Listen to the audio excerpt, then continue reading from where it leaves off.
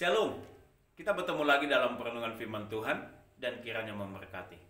Bapak Ibu Saudara yang terkasih di dalam Tuhan Yesus, selama pandemi COVID-19 ini, apa yang kita bayangkan, apa yang kita pikirkan? Bisa jadi apa yang kita dengar, apa yang kita baca, baik melalui berita ataupun media sosial, itu membuat kita menjadi takut, menjadi khawatir. Lalu kita mulai membayangkan bagaimana kehidupan kami setiap hari, bagaimana dengan pendidikan anak saya. Penghasilan suami saya sudah mulai menurun. Dan kami selama hidup di rumah, banyak hal yang membuat kami menjadi tidak nyaman. Terlebih lagi banyak berita yang membuat kami semakin khawatir akan kehidupan ini. Tetapi firman Tuhan pagi ini mau mengajak kita, menasihatkan kembali kepada kita. Tuhan itu tetap setia. Tuhan itu tetap mengasihi kita. Tapi mungkin kita bertanya, bagaimana mungkin kami semakin terpuruk? Tapi firman Tuhan yang akan kita renungkan pagi ini, mari kita membuka di dalam 1 Tesalonika, pasalnya yang kelima, ayat 16 sampai 18. Saya akan bacakan bagi kita. Bersukacitalah senantiasa, tetaplah berdoa, mengucap syukurlah dalam segala hal, sebab itulah yang dikehendaki Allah di dalam Kristus Yesus bagi kamu. Mungkin dalam hati kita bertanya, bagaimana saya bisa bersukacita? Keadaan yang semakin buruk ini membuat kami semakin tidak lagi berpengharapan. Bagaimana saya bisa bersukacita? Ingatlah Bapak Ibu bahwa sukacita itu tidak muncul, tidak timbul karena keadaan mood kita ataupun keadaan sekitar kita. Sukacita yang sejati itu berasal dari Allah. Ketika sukacita itu nyata dari Allah, maka itulah sukacita yang akan membuat kita bersukacita. Tetap berpengharapan kepada Tuhan Yesus.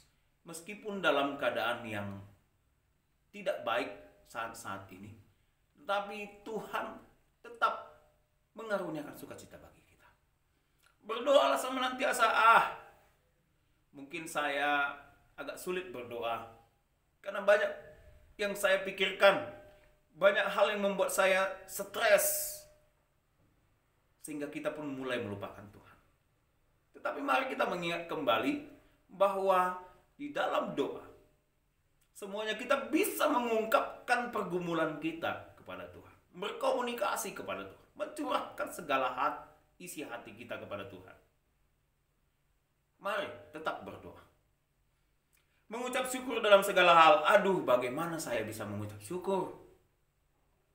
Kami makan setiap hari saja dengan 3 kali makan sehari, itu sudah luar biasa.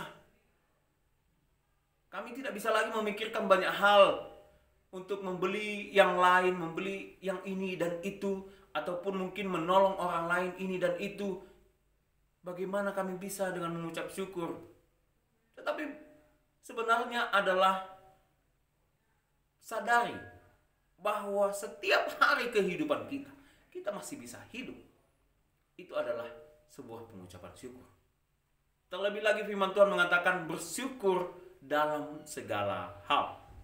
Kenapa? Yang menjadi titik penting di dalam penekanan mengucap syukur dalam segala hal ini adalah karena itu adalah kehendak Tuhan.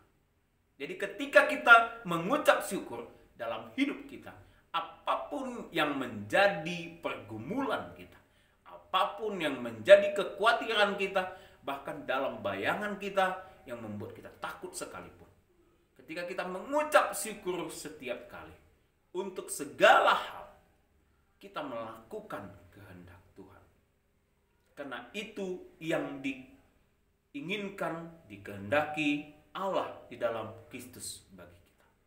Oleh karena itu, Bapak Ibu Saudara terkasih dalam Tuhan, apapun mungkin yang menjadi ketakutan kita ataupun kekhawatiran kita saat ini, Mari kita tetap bersukacita di dalam Tuhan. Mengungkapkan segala sesuatu di dalam doa kita kepada Allah. Mengucap syukur karena kita tahu itu adalah kehendak Tuhan dalam hidup kita. Kiranya Tuhan Yesus memberkati kita dengan kebenaran firman Tuhan ini. Shalom.